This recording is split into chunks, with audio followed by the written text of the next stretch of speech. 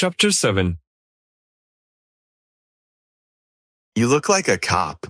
Chai said, startling me from a dream. I was in a dark room that felt organic, felt alive, surrounded by eyeballs. It was somehow comforting. My awareness crashed back to my bed in my apartment. Thanks, I replied dryly. I was lying on my back and still wearing the earring. My hand was resting near my ear on the pillow, and the long edge of the cross brushed against my fingertips. Have you been watching me like a creep all night? Eyes are too red. His apparition was looming over me, staring directly into my eyes. We need to have a talk about boundaries. I sat up and looked at the time. Why on earth did you wake me up at 6 a.m.? Busy day today. You need a new outfit. What's wrong with my clothes? Black is always in style. Remember when I said you look like a cop? I am a cop. Not today. Today you're Lenny's new co-worker. Oh, that. I got up to make a pot of coffee. As the aroma hit me, my mind started to percolate. Today, we're going to talk with Lenny, Chai's latest lead that bubbled up from the chaos that is his memory. Lenny's police minders had seen him around some software company office building. It seemed Lenny had a knack for tech. He did some hacking for the gang on the side. The police caught onto this and had been leaning on him for information. He was the soft and squishy type of criminal, not rough and violent. It probably wouldn't take much to convince him to do what I needed him to do. I had barely taken a sip when Chai interrupted my thoughts. Now that you're caffeinated, let's go shopping.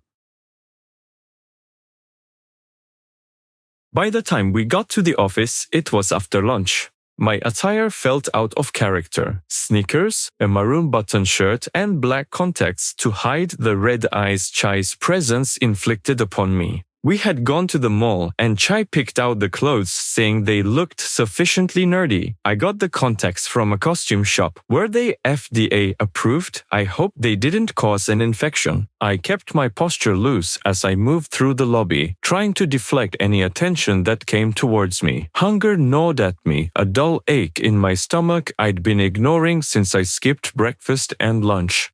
I passed a vending machine, the glaring fluorescent lights illuminating rows of snacks. I looked across the rows, deciding what to get. What are you doing? We don't want to be here longer than we have to.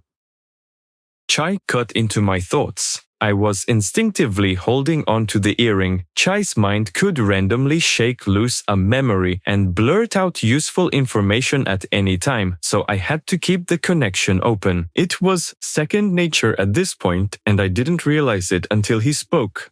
Just because you don't have to eat doesn't mean I don't have to. If Chai had anything to say after that, I didn't hear because there they were, a gorgeous bag of pretzels staring back at me. I pressed the button and tapped my phone to pay. I waited for the bag to drop, but it just sat stubbornly in its slot. I sighed, stepping back to inspect it as if glaring at the machine would make it reconsider. Chai was sitting on one of the chairs next to the vending machine, legs crossed.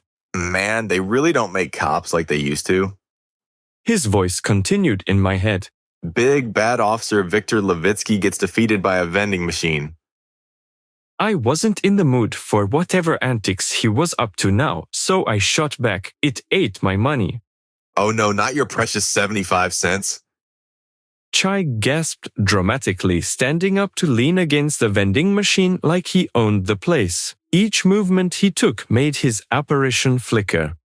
This is a travesty. Somebody call the UN. We've got a crisis. I shot him a glance, but his grin only widened. Are you done? I asked. He straightened up, cracking his knuckles like he was about to fight the machine. Stand back, old man. Time to show you how it's done. I raised an eyebrow. You're a ghost. What are you going to do? Haunt it into submission. Chai ignored me, crouching slightly, staring at the machine. He reached out and slapped the side of it with exaggerated flair. His hand phased harmlessly through the metal. Come on, you stubborn box of lies. He muttered, punctuating his words with increasingly aggressive shakes. Damn it, give up these snacks. I stared at him as he studied the machine like he was planning his next move. Impressive, I said flatly. Chai swung his arm dramatically through the machine again. It didn't budge. You'll never understand the art of living with that attitude, Victor. I'm not fighting a vending machine over a bag of processed carbs, I replied, crossing my arms. Chai stood, glaring at the machine like it had insulted his family. This time he faced into the machine entirely, his faint glow visible through the glass. After a moment, the machine rattled and the bag of pretzels fell into the slot. There. He faced back out, standing triumphantly beside me. Justice has been served. I reached for the bag, shaking my head. Chai's grin softened, a rare flicker of sincerity breaking through. Seriously, though, don't give up so easy, man. Even if it's for something stupid. The comment caught me off guard. It wasn't about the pretzels. Of course it wasn't. I looked down at the snack in my hand. I didn't reply. Lately, Chai had been spouting what he must have thought were words of wisdom. I wasn't sure if it was part of his personality or just an act. But as I turned to leave, I realized something strange. I was smiling for the first time in days. The elevator doors slid open with a ding and I stepped out. Lenny's office floor smelled faintly of stale coffee and the plastic tang of old electronics. Rows of cubicles stretched out in front of me, each one indistinguishable from the next except for a calendar here, a family photo there. It was the kind of place where individuality went to die. I scanned the nameplates as I walked, careful not to linger too long in one place. Then I spotted it, the text that read Leonard Davis. His chair was empty, but I knew I had the right guy. Where is he? I muttered under my breath, careful not to look like I was talking to myself as I touched the earring to hear Chai. In the break room. Guaranteed. Lenny was always sneaking off for coffee. Kind of like someone else I know. I veered toward the faint smell of burnt grounds and overheard laughter. Sure enough, there he was, leaning against the counter. His thin frame was tucked into a rumpled button-down. He was scrolling through his phone with one hand, a paper cup in the other. A couple of other office drones were in the room, but it didn't matter. I wasn't going to confront him outright anyways. Today, I was just another worker bee. I grabbed a paper cup off the stack and poured myself a cup of coffee. It looked like sludge. Afternoon dragging on for you too? I said, trying to keep my tone conversational. Lenny looked up, blinking like I'd pulled him out of a trance. Huh? Oh yeah. Always is. He glanced at me, then back to his phone. Tell me about it, I said, forcing a chuckle. I swear, if it weren't for this coffee, I'd be asleep at my desk by now. That got a smirk out of him. I took a sip and immediately regretted it. I set the cup down. You been here long? Couple of years. He said, shrugging. Pays the bills, you know. I nodded like I understood. Yeah, it's a nice job. Seems like it could be stable. Lenny let out a dry laugh. Sure. If you're into spreadsheets and broken printers. I gave him a smile, hiding my disdain of being here. Not your scene? He glanced at me again. What? The room was silent for a moment. At least to me, I had already drowned out the sounds of the other workers laughing. Lenny then set his cup on the counter and tucked his phone into his pocket. You knew? I haven't seen you around. Yeah, started last week. I lied, running a hand through my hair. The silence stretched on. I was pressing too hard and losing control of the conversation. I should get back to my, spreadsheets. He hesitated. I probably overplayed it. Well, good luck, he said, and headed back to his cubicle. I stayed behind, sipping my disgusting coffee, my mind already racing. I touched the earring to hear what Chai had to say about my performance. I think you scared him. I wouldn't blame old Lenny for that, though. I couldn't help but agree as I watched Lenny disappear into the maze of desks.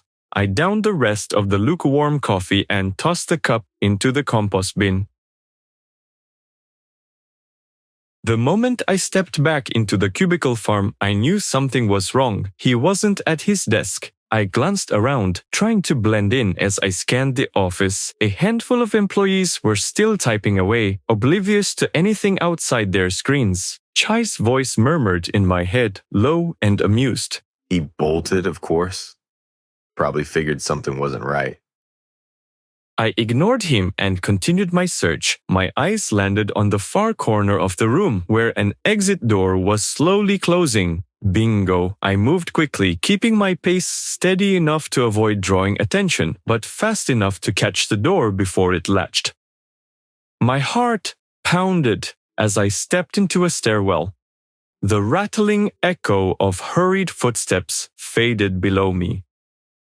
"Lenny!" I called, my voice sharp but not loud enough to alert the whole office.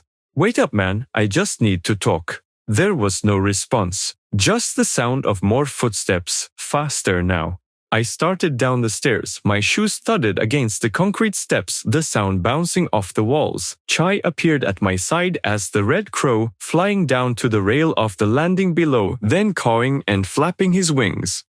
Not helping, I hissed through gritted teeth, mouth barely open as I passed him. Then I caught sight of Lenny on the bottom landing. He was hunched over, fumbling with something in his pocket. When he looked up and saw me, his face twisted into a mix of panic and anger. Stay back! He barked, pulling out a switchblade. The blade clicked open, the sound sharply echoing in the stairwell.